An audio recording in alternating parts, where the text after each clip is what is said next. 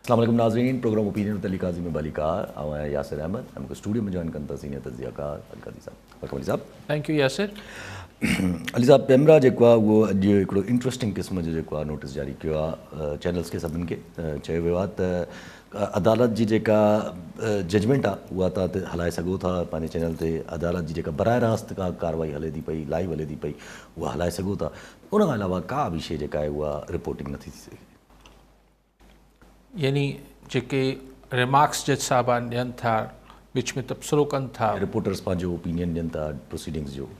ॾिसो, ओपिनियन त रिपोर्टर्स ॾेई नथा सघनि टेक्निकली, उहो त ख़ैर ॻाल्हि ठीकु आहे त हलंदड़ केस ते तव्हां सबजुडिस हुजे थो पंहिंजा तजिया ऐं तबसरा नथा करे सघो, लेकिन जज साहबान जा रिमार्क्स बि त तव्हां नथा ॾेई सघो न हिन हुकुम जे तहत। यस, हाणे हुन सां ज़ाहिर आहे त फ़ैसिला रोज़ त लिखत में अचनि कोन पिया। हीअ जेके हाई प्रोफाइल केसिस आहिनि त अगरि इहो मनोवन हिन ते अमल थींदो, ज़ाहिर आहे टी वी चैनल्स मजबूर आहिनि, त पोइ जेके हाई प्रोफाइल केसिस आहिनि उन जी सिर्फ़ु एतिरी ख़बर ईंदी अॼु सुनवाई थी बस, बाक़ी पाण ॼाणियो। हा, उनमें छा थियो, ठीकु आहे, छा जज साहब चयो, छा वकीलनि चयो, उहो सभु तव्हां नथा रिपोर्ट करे सघो। त ज़ाहिर आहे त हुन जी रिपोर्टिंग पोइ न हुजण जे बराबरि रहिजी वेंदी। हाणे हिन सां जेको मीडिया ते हिकिड़ी लॻंदी जेके रिपोर्टिंग हैज़र्ड्स, रिपोर्टिंग में जेके ॾुखियाइयूं थींदियूं मीडिया खे, उहो त थींदियूं, लेकिन मूं सोचियो पिए त पोइ ही अञा बहितर अहिड़ा हुकुम सोशल मीडिया जे प्लेटफॉर्म्स खे वधीक मुयसरु कंदा। पोइ माण्हू इहो ॾिसण लाइ त अॼु सुप्रीम कोर्ट में जज साहब छा चयो या हाई कोर्ट में जज साहब छा चयो, पोइ सोशल मीडिया ते शयूं अचणु शुरू थी वेंदी त हुते हिन छा चयो छा न चयो। रिपोर्टर्स इंडिविजुअली वेही ॻाल्हाइणु शुरू थी वेंदा, रिपोर्टर हुते सोशल मीडिया त माना तव्हां हिन मीडिया खे पाणे जेको आहे वधीक कमज़ोर थी वेंदो हिन सां। लेकिन ख़ैर पोइ लाहौर हाई कोर्ट में इहो केस चैलेंज बि थी वियो आहे। ॾिसो, हिन सां जीअं मूं गुज़ारिश पई कई त जेको मीडिया जे या रिपोर्टर्स खे जेके ॾुखियाइयूं ईंदियूं उहे त ईंदियूं, पर ख़ुदि जज साहिबान जा बि त पोइ तबसरा अचणु बंदि थी वेंदा। त माठ मीडिया बि थींदो, अगरि मीडिया माठ थी वियो त ज़ाहिर आहे पोइ जेके बंदि कमरे में चयल ॻाल्हि आहे उहो चारि वकील ॿुधंदा, चारि हुते माण्हू जेके वेठा हूंदा उहो ॿुधंदा, दुनिया त कोन ॿुधंदी। त ही कंहिंजी बेसिकली ज़बान त हिन सां जेके जुडिशरी जो जेको मूड हुजे थो, जेके तबसरा ऐं जेके रिमार्क्स हुजनि था उहो माण्हुनि ताईं न पहुचंदा। इहो बहरान जज साहिबान पाणे हुननि ते ज़ाहिर रिपोर्टर्स जी तंज़ीमनि हिन खे चैलेंज कयो आहे। लाहौर हाई कोर्ट में ॾिसूं, जज साहिबान पंहिंजे ई मथां इनडायरेक्टली कंहिंजे मथां पाबंदी आहे, मीडिया ते त आहे। सो हू ॾिसूं त जुडिशरी जज साहिबान हिन फ़ैसिले खे, हिन ऑर्डर खे रादर पेमरा जे हिन ऑर्डर खे जे बारे में छा थी फ़ैसिलो करे। लेकिन ओवरऑल ई तव्हां ॾिसो जुडिशरी में इशूज़ त आहिनि। हाणे लाहौर हाई कोर्ट जेको हुकुम कयो हो सुभाणे त भई तव्हां जज मुक़ररु करे पंजाब हुकूमत एंटी टेररिस्ट कोर्ट्स जा, ऐं सुभाणे यानी 24 तारीख़ ते अगरि नथा मुक़ररु कयो त मरियम नवाज़ साहिबा पाण अची पेश थिए एज़ चीफ मिनिस्टर। ख़बर न आहे मरियम नवाज़ सुभाणे वेंदी न वेंदी, अञा ताईं मुक़ररु त न थिया आहिनि, फ़ैसिलो अञा ताईं माना अहिड़ो को थियो त न। उहो फ़ैसिलो त कोन थियणो आहे न, उहो अख़बार त न ॿुधाईंदा असीं न वेंदासीं, पोइ त तव्हांजी इंटेंशन ई मुक़ररु जजिस न थिया आहिनि अञा ताईं। हा, जजिस मुक़ररु न थिया आहिनि, त पोइ ॾिसो त सुभाणे जजिस बि मुक़ररु न थिया आहिनि ऐं सुभाणे अगरि मोहतरमा बि नथियूं वञनि त लाहौर हाई कोर्ट मां बि हिकिड़ी गर्मा गर्म मामलात शुरू थी वेंदा। ऐं फ़िलहालु छाकाणि त पेमरा जो ऑर्डर इंटैक्ट आहे त उहो पाण खे तजिया ऐं तबसरा पोइ सोशल मीडिया ते ॾिसण लाइ मिलंदा। अच्छा, 30 तारीख़ ते यस वरी ख़ान खे पेश थियणो आहे, हुन में लाइव हियरिंग आहे जेका नैब अमेंडमेंट्स वारी, जंहिंमें पोइ भेरे सुप्रीम कोर्ट चयो त हाणे हिन दफ़े वीडियो लिंक जे ज़रिए ख़ान जी त ख़्वाहिश आहे अडियाला वारे जी त हुनखे ज़ाती तरह जिस्मानी तरह पेश कयो वञे, पर वर्चुअली हुनखे वीडियो लिंक ते पेश कयो वेंदो। हाणे ॾिसूं त ख़ान जो फ़ोटो वीडियो नंढी कनि था, वॾी कनि था, छा थो ॾेखारिजे हुते, लेकिन बहरहाल 30 तारीख़ ते हू थियणो आहे। जी हा, हिन विच में सुप्रीम जुडिशल काउंसिल में जजिस जी एलिवेशन जो बि कॾहिं आहे 7 जून ते उहो बि आहे त कुझु जज साहिबान सुप्रीम कोर्ट में एलिवेट थियणा आहिनि, यानी तरक़ी थियणी आहे। So lot is happening. Lot of things are happening on the judicial front. The judiciary ऐं ज़ाहिर है हू कॾहिं आहे जेको 6 जजनि वारो अञा ताईं उनजी तारीख़ न आहे. तारीख़ मुक़ररु न थी आहे. सो काफ़ी कुझु थिए पियो ऐं अञा काफ़ी कुझु ॿियो बि थियणो हूंदो. इंटरेस्टिंग. लेकिन हिन ऑर्डर सां जज साहिबान जा हाणे पाण खे रिमार्क्स ॿुधण खां पाकिस्तान जो अवाम महरूम थी वेंदो. अच्छा भाई अॼु जेके ॾींहं में इहे लाहौर हाईकोर्ट इस्लामाबाद हाईकोर्ट में इहा शइ चैलेंज थी वई आहे. स्ट्राइक डाउन त इहो हिकु ॾींहं में बि थी सघे थो अगरि अहिड़ो इक़दाम आहे त. छो जो वॉट इज़ द पर्पज़ छा आहे? ॾिसो हाणे पर्पज़ त तव्हांखे मूंखे ॿिन्ही क़िस्म जूं अचे पियो न. पॉलिटिकली ॿार बचे क़िस्म जूं अचे पियो त इहे छाजे लाइ आहे पर छो कयो वियो आहे. यस. हाणे हाईकोर्ट हुनखे स्ट्राइक डाउन करे थी नथी करे. हाणे अदालती मामिलो पाण छा था चई सघूं. हिकिड़े ॾींहं में करे थी, हिकु साल में करे थी, नथी करे. हाणे हिते पाण छा था पाण ज़ाहिर डिपेंड थो करे त अदालत कहिड़े तरीक़े सां वञे थी पई.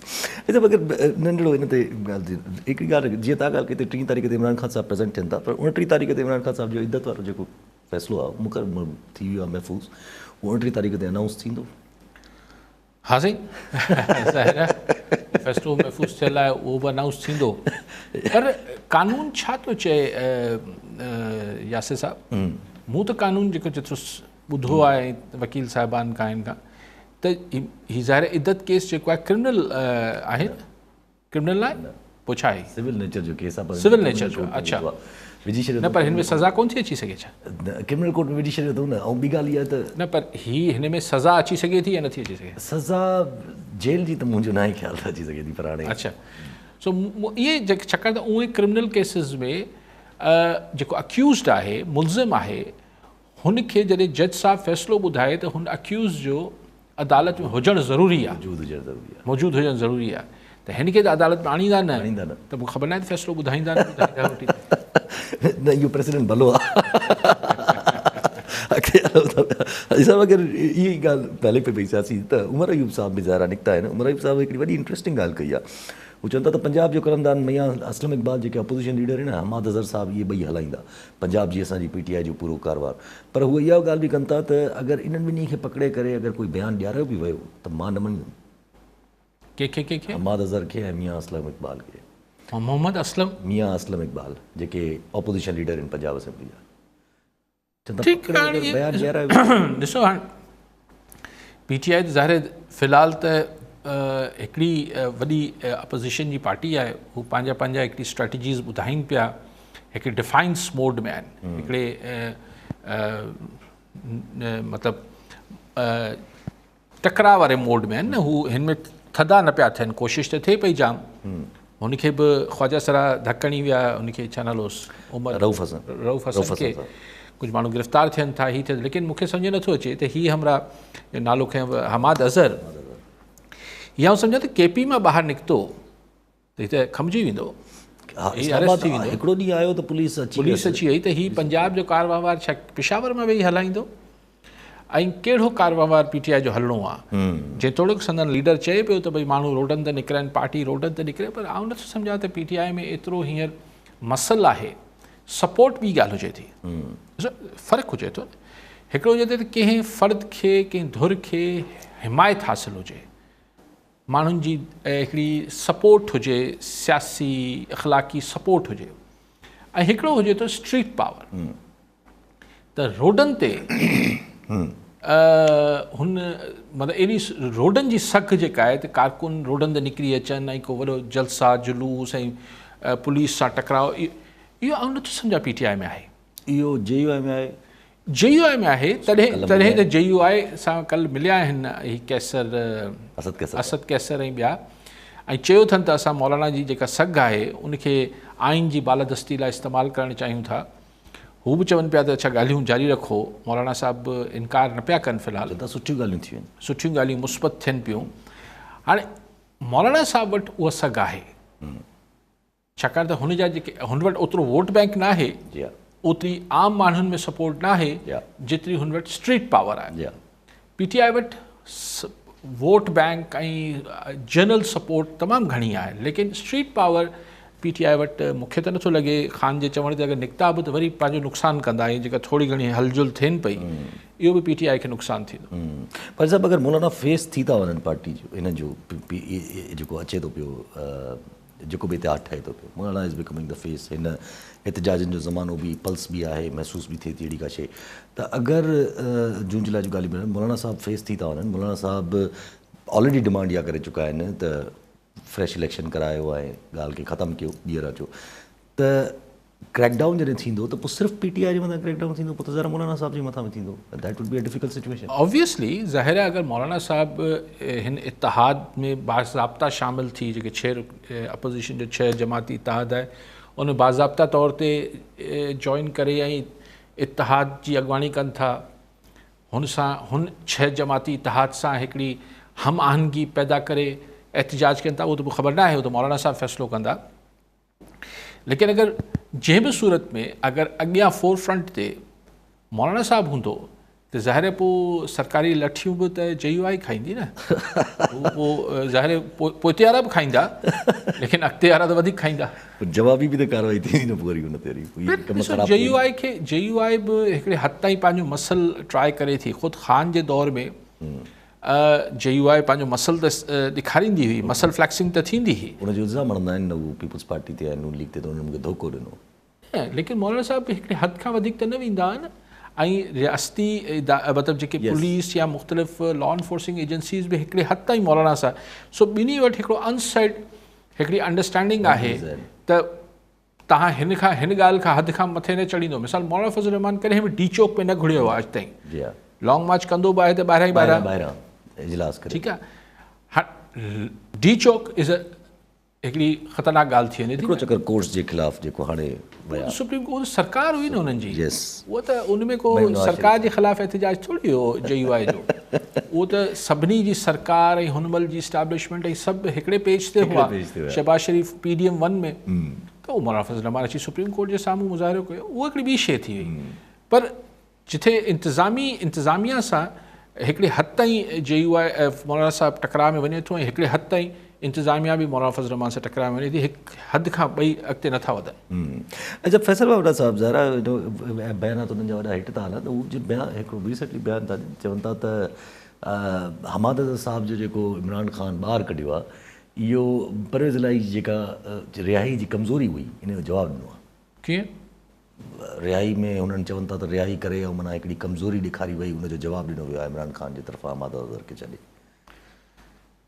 सही हाणे छा चइजे, हाणे मतिलबु फैसल वावड़ा साहब जेको आहे हू हिन मुल्क जो ई अक्सर हर दौर में हूंदा आहिनि, पर अॼु के रीसेंट दौर में असांजे मुल्क जो सियासी मुफ़क्कर ऐं सियासी तज़िया नगार वॾो फैसल वावड़ा साहब आहे। हू ही चेस मूव सम्झे पियो ऐं पाण सभु वेही सम्झूं पिया, छाकाणि त हुनखां वधीक जेको सियासी तदब्बुर रखंदड़ माण्हू त हिन महिल पाकिस्तान में ॿियो को त न हूंदो शायदि, जंहिंखे सभु ख़बर आहे त केरु छा पियो करे ऐं कीअं पियो करे, कहिड़ी प्लानिंग हले थी, कहिड़ी प्लानिंग ऐं किथां ऐं कंहिंजे ख़िलाफ़ हले थी पई। इहे हर दौर में कुझु हूंदा आहिनि अहिड़ा दोस्त असांजा मोज़िज़ शख़्सियात।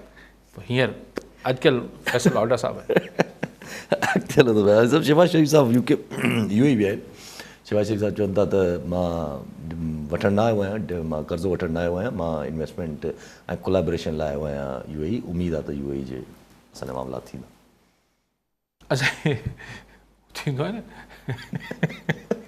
कॾहिं कॾहिं ईअं थींदो आहे, कुझु माण्हुनि तव्हांखां इलाही दफ़ा कर्ज़ु वठंदा आहिनि न, पोइ जीअं दर ते ईंदा आहिनि या किथे तव्हांखे साम्हूं ईंदे नज़र ईंदा माण्हू चवंदो यार हाणे वरी कर्ज़ु वठणु आयो आहे या को पैसा वठणु आयो आहे, त माण्हू ईअं रस्तो मटाए हलियो वेंदो आहे। त असांजे शहबाज शरीफ़ साहब वेंदे शद UAE में चयो त बाबा पैसा वैसा वठणु न आयो, हा कशकोल असां टोड़े छॾियो आहे। अलाए टुटल कशकोल आहे किथे, सो कशकोल चई न असां त बाहमी मुफ़ादनि में चऊं था त UAE अची IT में असां तमामु घणो हिते माहौल साज़गार कयो आहे पाकिस्तान जी स्किल्ड लेबर आहे, त असां वटि तव्हां अची सीड़पकारी कयो। सर ॾिसो ॻाल्हि इहा आहे त सीड़पकारी सियासतदाननि जे ऑफर्स ते या तक़रीरनि ते कोन थींदियूं आहिनि। सीड़पकारी मीन्स बिज़नेस जेको बिज़नेस कंदड़ आहे उहो मतिलबु ॿिनि सूरतनि में बिज़नेस जी इन्वेस्टमेंट कंदो आहे न।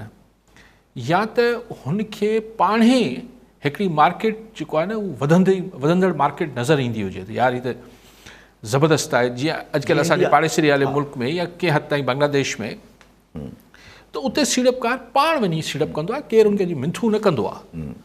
ॿियो तरीक़ो हूंदो आहे त तव्हां वटि एॾो शानदार प्रपोज़ल हुजे, जी हा, एॾो शानदार मनसूबो हुजे, तव्हां वञी हिकिड़े सीड़पकार खे ॾेखारियो दुबई में या हुते त साईं असां हिकिड़ी IT सिटी ठाहे छॾी आहे, असां फलाण करे छॾियो आहे, पूरो प्लान हिते पूरो प्लान फिज़िबिलिटी हुजे त तव्हां हिते $1 बिलियन हणंदो त तव्हांखे इनशाला 3 सालनि में $3 बिलियन मिलंदा। जी हा, उहो बि न आहे। वो भी ना है। त बाक़ी हाणे चवा ते त पोइ बसि इहो हरू भरू चकर लॻंदो ऐं छा हासिल त कुझु कोन थींदो। कॉलर न साॻिया जुनेद अहमद दुनियो लाड़काना जी दुनिया साहब छा चवणु चाहींदा? भाऊ अस्सलाम वालेकुम भाऊ।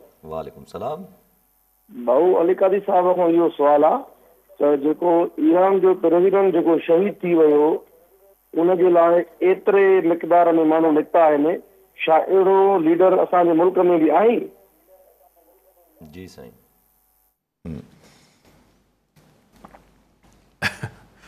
साईं दुनिया साहब अजीब सवाल आहे तव्हांजो, इहो कीअं भेट कजे साईं? एग्जैक्टली ज़ाहिर आहे हिते ज़िंदा अञा मतिलबु इहे त अञा त हाणे लेकिन बहरहाल पाण इनखे भेट पाकिस्तान सां न कयूं, पाण उहे अदरवाइज़ जेका ज़ाहिर आहे हुते जे माण्हुनि जीअं तमामु वॾे अंग में माण्हू निकिता आहिनि फ्यूनरल में ऐं सभु शयूं, ऐं जीअं सिर्फ़ु हू हुन मां सिर्फ़ु मौन न पिया कनि, सिर्फ़ु सोग न पिया कनि, बल्कि हुनजो जेको सियासी अवामी सतह ते जेको हुननि जो सियासी हिकिड़ो हू आहे विज़न जेको बि आहे, तव्हां हुन सां इतफ़ाक़ कयो या इख़्तिलाफ़ कयो हिकिड़ी जुदा बहस आहे, हुन में उन्हनि ॾेखारियो आहे त असां हिन में तज़ब्बुब जो शिकार न पिया थियूं, असीं को लुॾूं कोन पिया, ठीकु आहे असांजो नुक़सानु थी वियो आहे, ऐं लेकिन असां हुन विज़न सां लेट प्रेसिडेंट जे विज़न सां असीं गॾु बीठा आहियूं।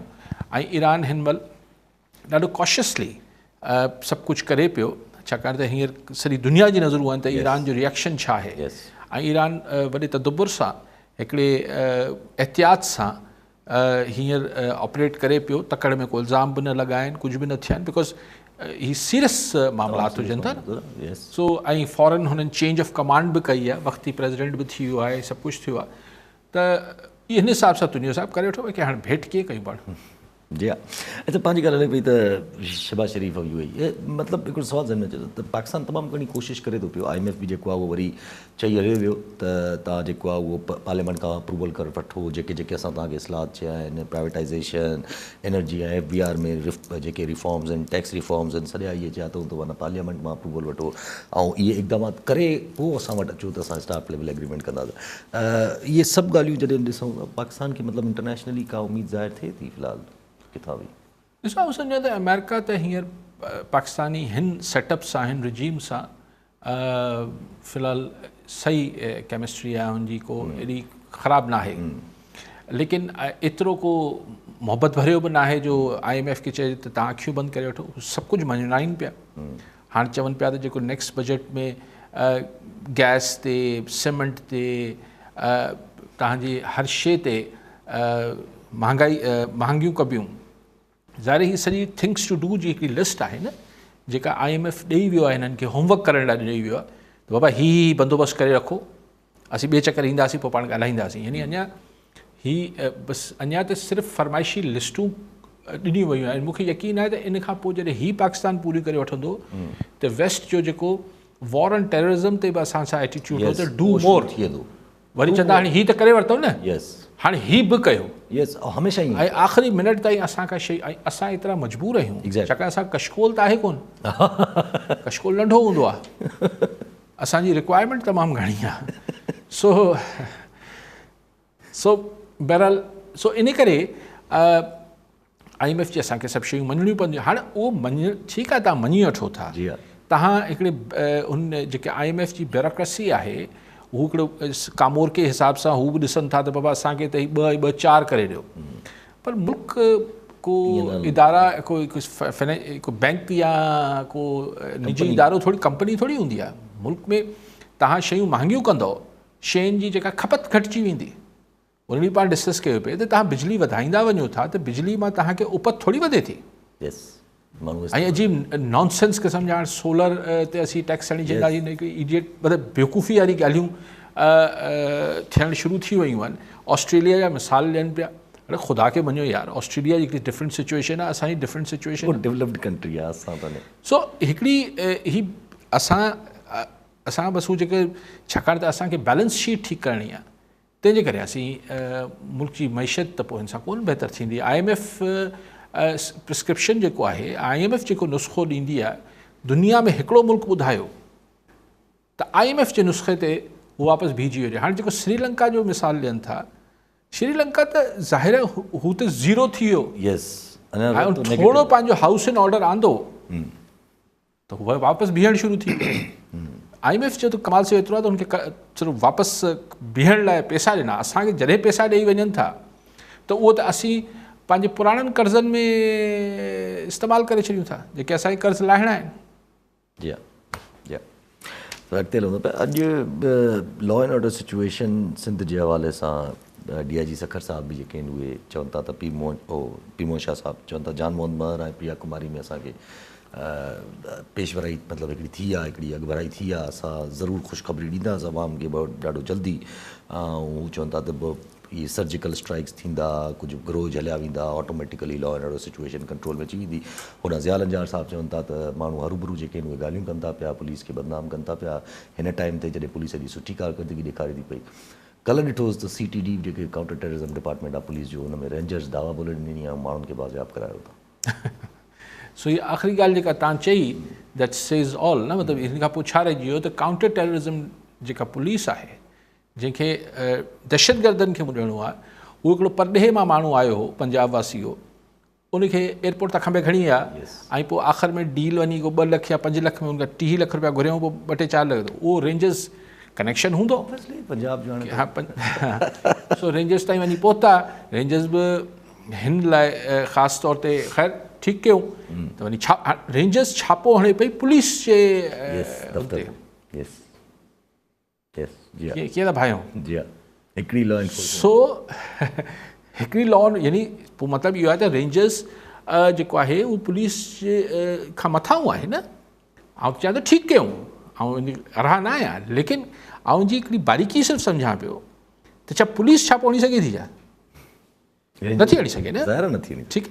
त रेंजर्स छापो हयो पुलिस ते ऐं हुतां हू माण्हू बाज़ियाब करे। हाणे इहा अगरि थाणनि ते रेंजर्स वञी छापा हणे त अलाए केतिरा बेगुनाह माण्हू आज़ादु कराए सघे थी। जी हा, बहरहाल पोइ हुन SP SP खे बि फ़ारिग़ कयो अथनि ऐं कई पुलिस वारा अरेस्ट बि कया अथनि।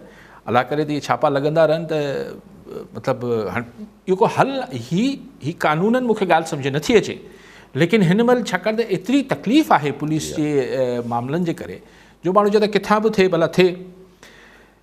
जेका DIG साहब ॻाल्हियूं कनि पिया, पीर मोहम्मद शाह साहब, हाणे मूंखे हिन में जेका हू चवनि था जल्द अवाम ख़ुशख़बरी ॿुधंदो, मुंहिंजी अखियूं थधियूं त प्रिया जी बारे में का ख़ुशख़बरी ॿुधूं, जान मोहम्मद जे कातिलनि जे हवाले सां ख़ुशख़बरी ॿुधूं, पर हिन ॿिन्ही केसनि खे भेटे कीअं थो सघिजे।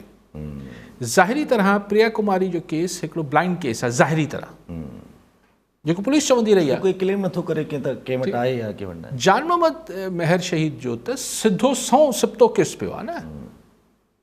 हुते मतिलबु हुते हुनजा फरियादी धुर ॿुधाए थी, ॿी दुनिया ॿुधाए थी बाबा कंहिं कयो आहे।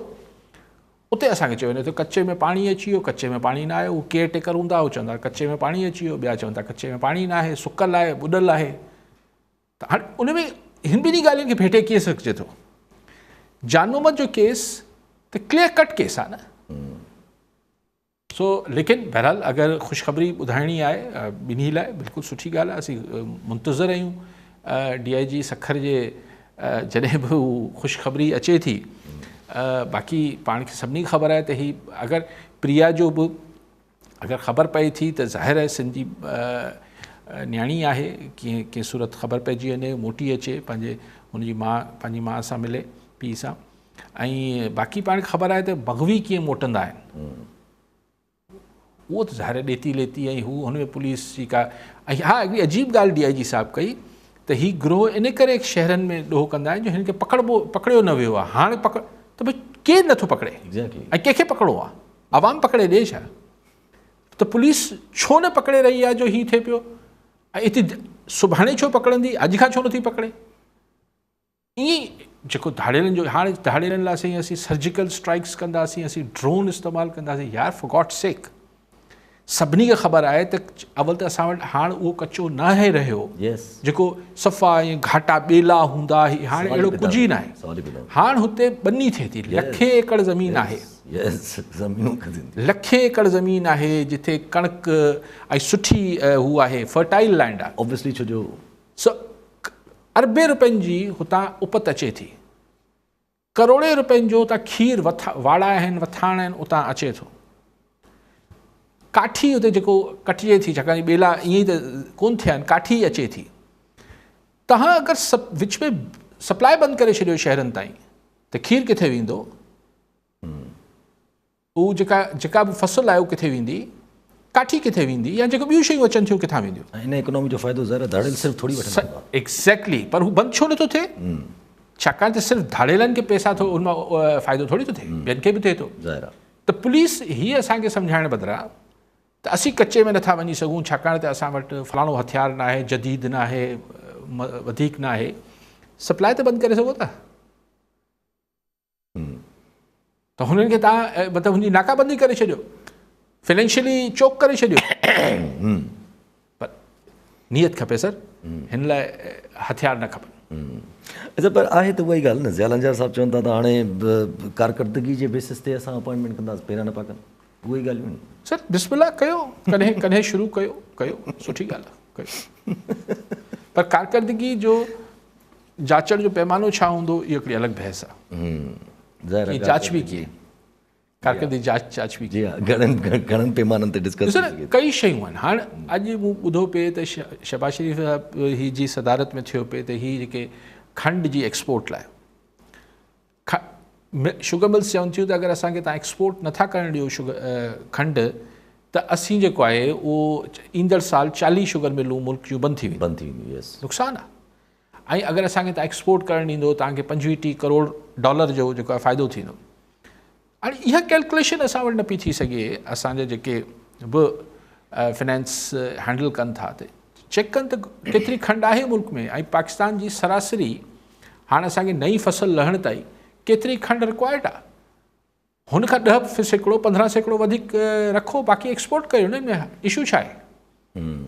विच में वरी पोइ स्मगल थी वञे, हे थो थी वञे, हाणे उहो हिकिड़ो अलॻि मसइलो आहे। उहो वरी पंहिंजा मसइला उहे बि अची था वञनि न, त इवेंचुअली तव्हां कणिक इम्पोर्ट करे वठो था, यस, छाकाणि त यूक्रेन मां अचणी हूंदी आहे। जी हा, जी हा, ऐं यूक्रेन खे अमेरिका सपोर्ट कंदो आहे। जी हा, जी हा, ऐं उहो एग्ज़ैक्टली उहो हुते वॉर बि हले थी पई।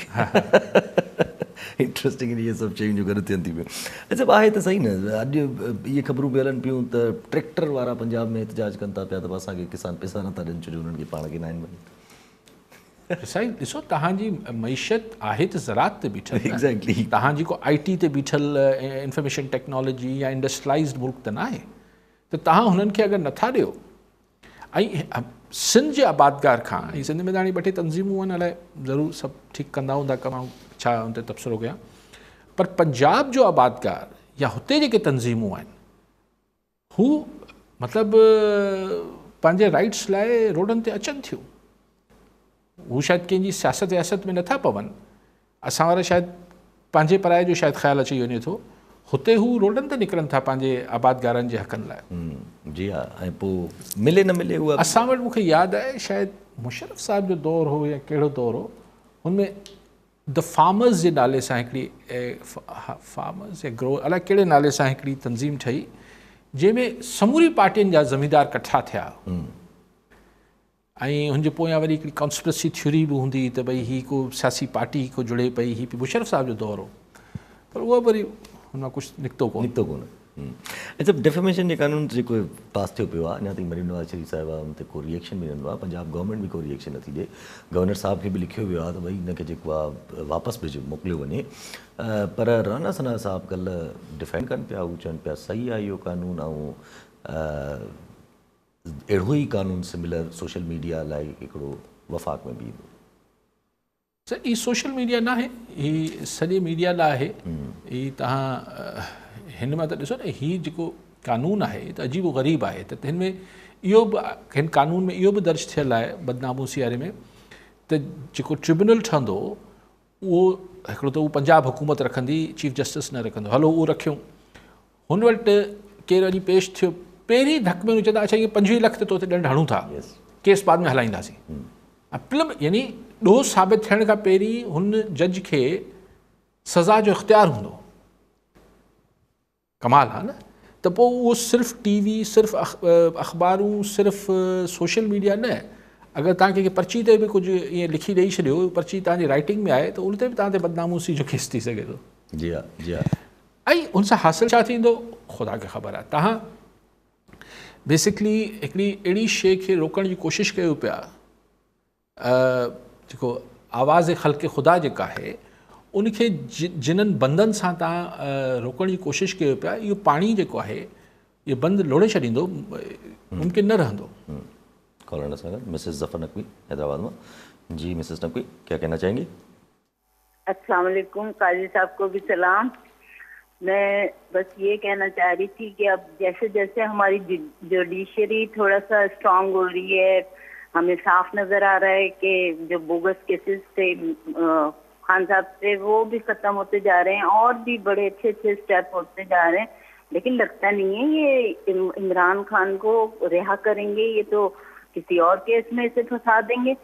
ऐसा तो ये तो जुल्म है, साफ नजर आ रहा है। जिस तरह वो रऊफ अज़म साहब पे मर्द खुसरों ने हमला कर दिया, वो देखने की चीजें हैं कि ये हमारे मुल्क में हो क्या रहा है, इस कदर दुश्मनी की नजर आती है और कहा जाता है।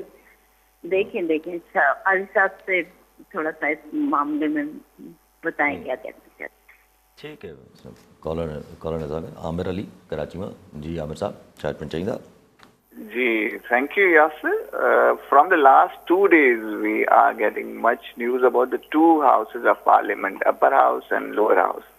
And उनमें जेके debates हलन पियूं, where they are for a people friendly, जीअं Senate में discussions हले पई that the judges have accused about the proxy and all these issues. The same time, in the lower house of parliament, law minister chawun that the judges should not get much angry and they cannot call the cabinet members and all such kind of things. त हाणे मतलब असां वटि बाक़ी आम आवाम जी भलाई जा तमाम मसला हल थी चुका आहिनि ऐं इन तरह जी अप्रोच ॾिठी पई वञे त ईंदड़ बजट लाइ या कॉमन पीपल जे रिलीफ लाइ का कंहिंखे बि ॻणती कोन्हे, न उन जे बारे में को सवाल जवाब थिए पियो ऐं न ई को इन तरफ़ कंहिंजी तवजो आहे। ऐं बाक़ी these issues are not for a common people's welfare. त इन्हनि शयुनि ॾांहुं कीअं तवजो आवाम जे मसइलनि जे हल जे लाइ ॾियारी वञे, या मीडिया उन में को रोल प्ले करे सघे थो या का दाह कूक थी सघे थी। Thank U. अगर काजी साहब कुछ चवनि। जी मिसेस नकवी साहब, बहन आप जो ये फरमा रही हैं कि अगर इनको रिलीफ मिल जाता है और ज़मानतें हो जाती हैं या केसेस ख़त्म हो जाते हैं खान पे, आप बिल्कुल ठीक आपका अंदाज़ा है, मेरा भी यही अंदाज़ा है कि केसेस तो और भी बन सकते हैं। और क्योंकि हमारे मुल्क में इस सतह पर जब सियासी मामलात होते हैं तो ये केसेस की नौयत भी सियासी होती है। तो जब सियासी इख्तलाफ जब तक ख़त्म नहीं होता, सियासी जो जहाँ पर भी तनाज़ा है जब तक वो हल नहीं होता है तो फिर ये मामलात भी होते रहते हैं। लेकिन एक स्टेज आ सकती है, अब वो मैं नहीं उसके लिए पेशन गोई कर सकता, प्रिडिक्ट कर सकता कि वो कब है, लेकिन बहरहाल हमारे यहाँ ये माजी में अदालतों ने एक ब्लैंकेट रिलीफ भी दिया है लोगों को कि भाई बस अब बहुत हो गई, क्योंकि एग्ज़ाम अभी भी होता है कि एक ही बंदे पर जो है वो 25 केस एक दिन में दाखिल हो जाते हैं, तो फिर अदालतें बोलती हैं कि भाई अब आइंदा केस दाखिल हो तो हमसे पूछ के किया जाए। ऐसा होता है, मुझे नहीं मालूम खान के केस में क्या होगा, लेकिन अगर अदालती फ्रंट से अदालती फोरम से खान को रिलीफ मिल जाता है तो ये एक जो हमारा ये जो इस वक्त चल रहा है सारे मुल्क में एक तनाज़ा या तकरार या जो भी टकराव, उसमें खान जो है उसको एक मॉरली तो बहुत बड़ा बूस्ट मिल जाएगा। लेकिन उसके लिए मैं अभी कब्ल वक्त होगा कि हम ऐसी कोई पेशन गोई करें कि ये हो सकेगा या नहीं हो सकेगा। लेकिन आफ्टर ऑल अगर ये जो भी हम जुडिशल उस पर देख रहे हैं, आखिर तो ये केसेस किसी न किसी मंतकी अंजाम पहुँचेंगे। अभी ये इद्दत वाला भी मामला 29 को है, ज़ाहिर है ये दूसरे मामलात भी साइफ़र वाला ये कुछ काफ़ी केसेस तो बिल्कुल आखिरी मराहल में हैं। मैं नहीं कह सकता कि अभी क्या होगा, अदालती मामलात हैं, कहना भी नहीं चाहिए।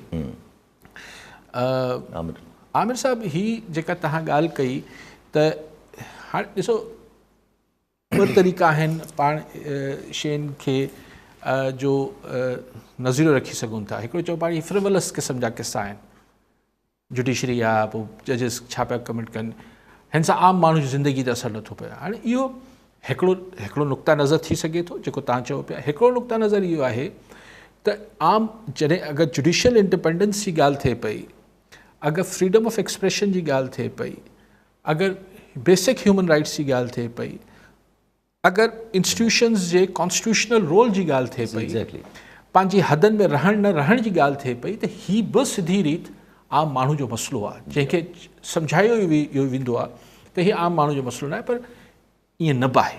हीअ आम माण्हू जा ई मसइला आहिनि।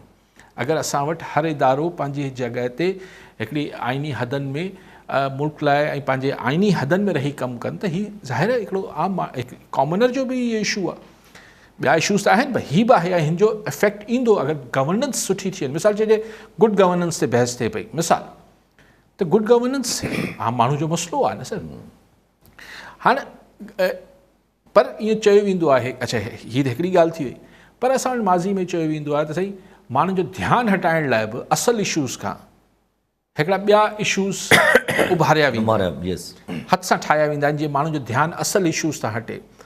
पर आउं नथो सम्झां हीअ ईअं पियो थिए।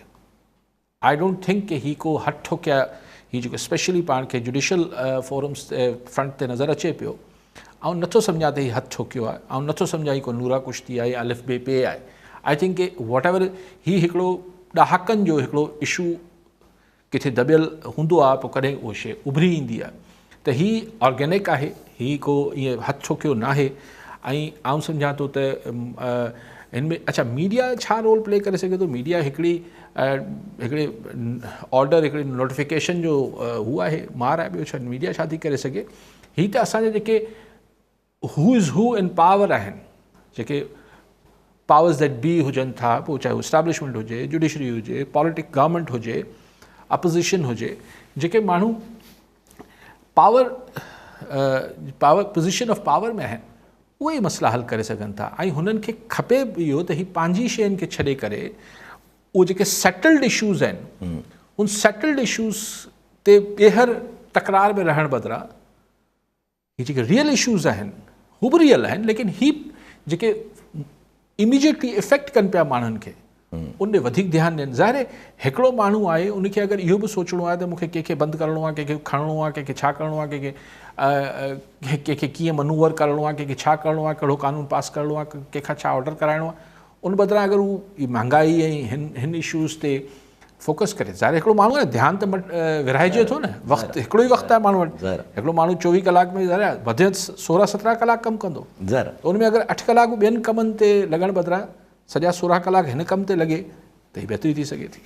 ठीकु आहे सर, साहब नाज़रीन अॼु जे प्रोग्राम जो पूरो थियो, पर ईंदड़ प्रोग्राम में